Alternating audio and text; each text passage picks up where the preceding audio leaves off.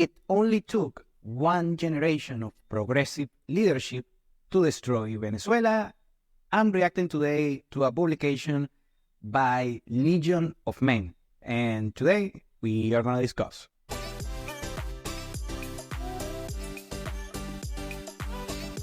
Welcome to Venezuela Insider, the only place in Venezuela for expats, digital nomads, entrepreneurs, investors, travelers, and related internationals.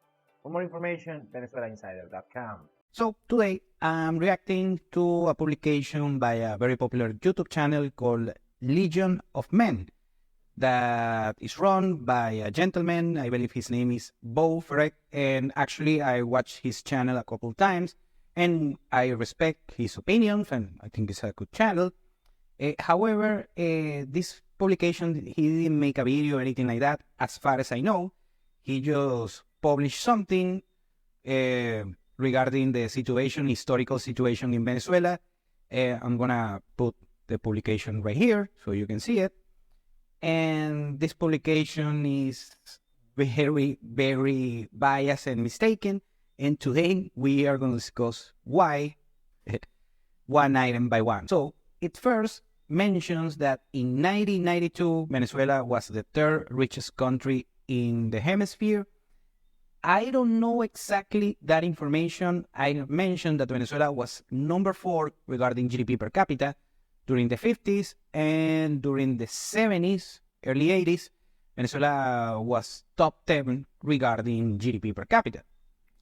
Now, on 1992, I don't have the accurate information that if it's the case that Venezuela was the third richest place regarding GDP per capita on the hemisphere, but I'll take the word. But now something that I have to explain, that even before that, even before 1992, Venezuela already had some social issues and economic issues. So, for instance, in 1983, we had what is called the Black Friday. In Venezuela, it's not the Black Friday that you have on the US.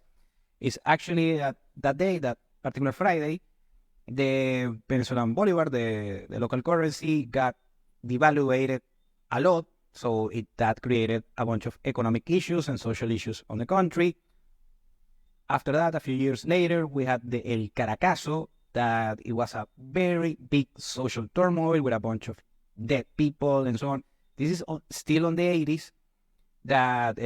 So there were a bunch of issues, socio-economic issues, throughout the 80s and the 90s.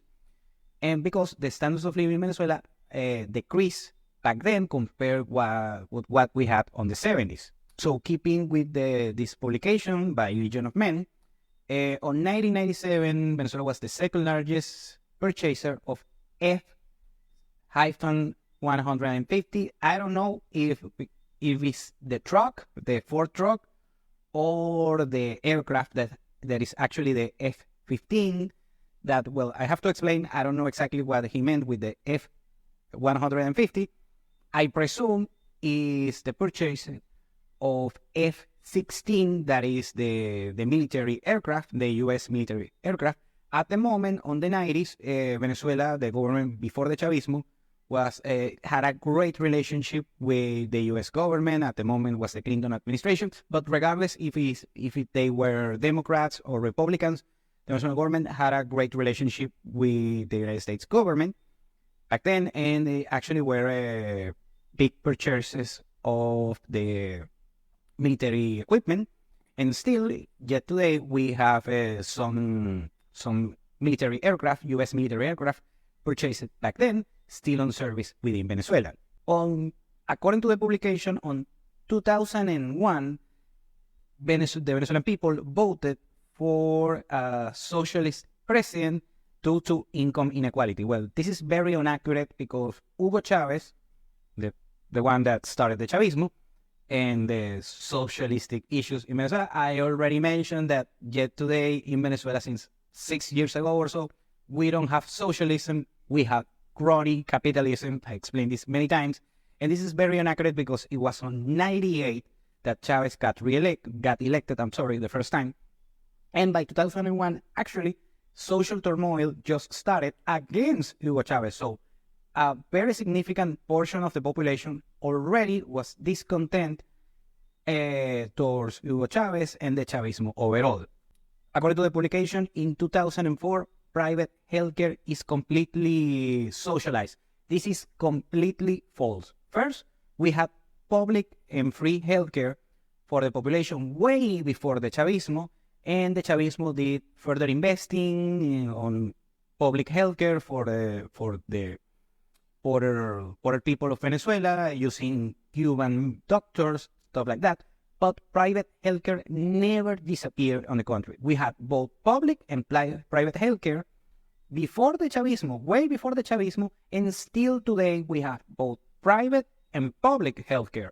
So that doesn't have anything to do with the Chavismo. This is very inaccurate.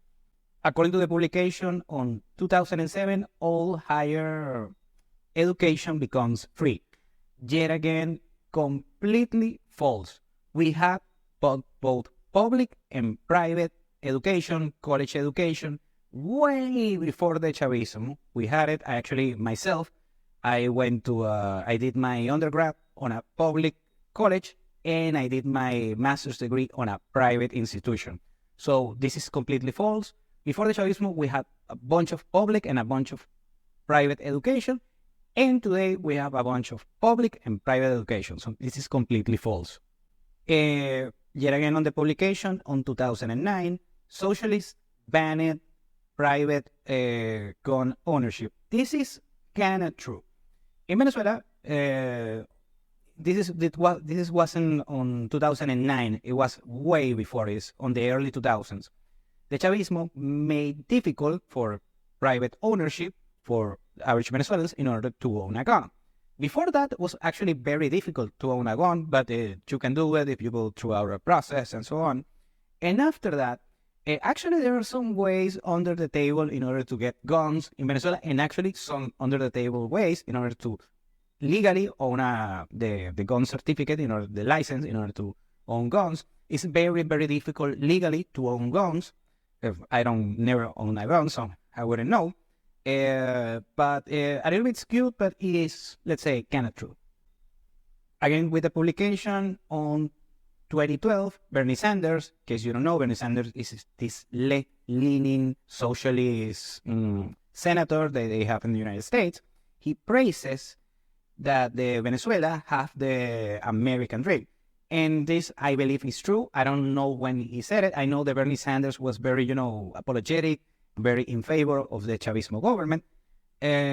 On this particular one, I don't know the exact date when he said that, but I believe, yes, Bernie Sanders actually at some point supported the Chavismo government. On 2014, opposition leaders are imprisoned.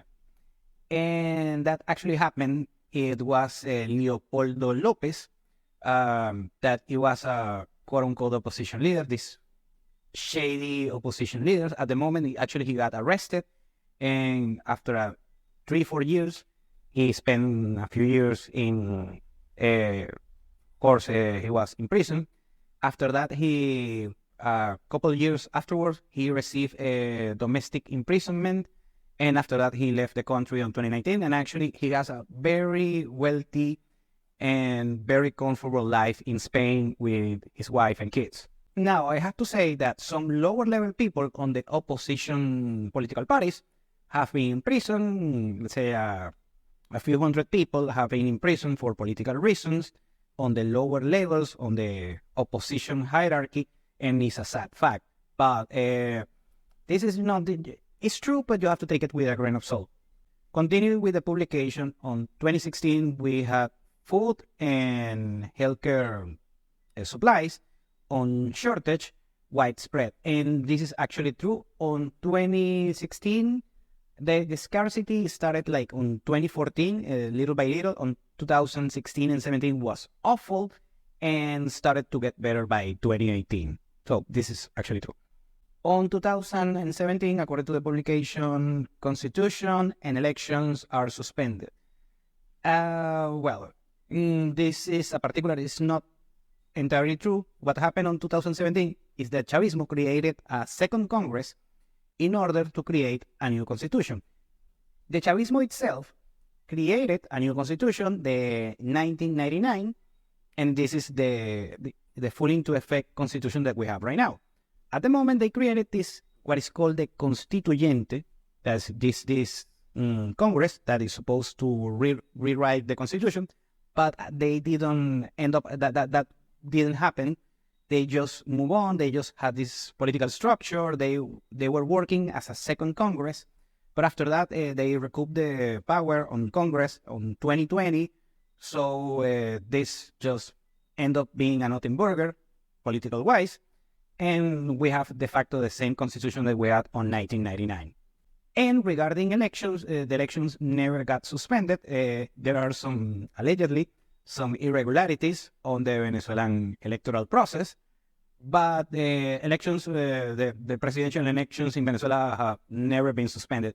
They play around with the dates on the particular year that elections are supposed to be performed, but elections suspended, the presidential election, that didn't happen.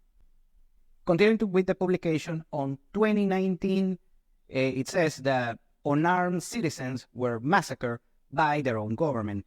And well, that happened, but not on 2019. That happened on the protests that we had on 2014 and 2017. Those particular protests, they had a length of a couple of months. One on 2014 and the other one on 2017. A few hundred people passed away, sadly, and a couple thousand people got arrested, apprehended, and actually most of them were released afterwards. It was a sad fact, and actually that kind of happened, but it's not like the military just started shooting randomly to Venezuelan people. Mostly it was due to contain the protests. And of course, people died, and a bunch of human rights violations happened back then. The biggest one, a video of a protester getting run through by a government tank. That happened, but it's not like this big massacre. People died. I mean, it was a sad fact, but and it was mostly due to the operations of the military and the security forces of the government. But it didn't happen on 2019, and in 2019 there were a couple of protests due to the Guaidó thing, the self-proclaimed president, but I mean, it's a little bit historically inaccurate. And the last statement from the publication says, it only took one generation of progressive leadership to plunge this country into civil war. Okay, the whole sentence is bad. First says, it only took one generation of progressive leadership. So, well, yes, of course, the Chavismo affected the standards of living for Venezuelans for the worse at some point. That is true. But this is not progressive leadership. Something that, and I believe this man is American, that the one who wrote this publication. What happened is, it's not the same thing as left socialism with progressive, because I know that's an issue that you guys have in the United States, but we don't have a progressive. We have a socialist left-leaning government.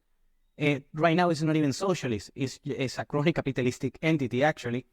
And they are left. They have the good grace with the left, political left worldwide, especially in Latin America. But they are not progressive, like the woke culture thing and all that kind of nonsense that is happening in the US and Canada and some places in Western Europe. That didn't happen in Venezuela. The government is not progressive. It's not Bernie Sanders or Alexandria Ocasio-Cortez, anything like that, or Justin Trudeau. No, we don't have that kind of politician in Venezuela, neither on the government or the opposition. On that particular case, they are kind of conservative on the social issues. We don't have the abortion. Abortion is illegal in Venezuela. We don't have same-sex marriages here in the country. Maduro talked about, giving a leeway to legalize same-sex marriages, but that's it.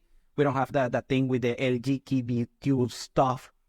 Homosexual people, stuff like that. We don't have anything like that. We don't have woke culture. We don't have this woke protest, stuff like that. We have some woke people in Caracas, something like that, but nothing like that. Venezuela actually kind of a conservative culture, something of that nature. I mean, of course, 21 21st century is conservative, but still conservative on that particular regard is very inaccurate. And the historical facts from this list are most of them are inaccurate. So I'm gonna try to explain what they meant.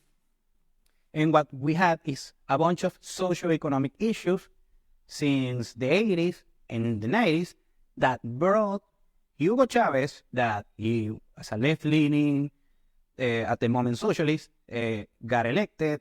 He tried to impose socialism in Venezuela. That failed miserably. He died on depending on who you asked, late 2012 or early 2013. And afterwards, Nicolas Maduro took in power. He kept the socialism going on a few years. And then he did a 180 on 2018. And we have something like I said, a chronic capitalistic society right now. After an 80% GDP collapse, right now we're having like a 20% GDP growth after a low base, after the collapse of 80% GDP. But I understand, but it's mostly the old quote unquote left socialist thing. It's not the progressive thing that you guys have mostly in the US and Canada, some places in Western Europe, and so on, Spain, places like that. So it's not like that. I mean, I can understand the publication, why it happened, but not what happened in Venezuela is not what is going on in the United States. It's a completely different thing. The only, let's say, similarities is they are left-leaning, but it's not even the same left. So I believe this is very inaccurate. I have a lot of respect for the gentleman that put this particular publication on their own YouTube channel, but it's mostly inaccurate. I'm sorry. Thank you for watching Venezuela Insider. Please like, share, and subscribe. Follow us on social media. If you want to work with us, VenezuelaInsider.com. Thanks again and have a nice day.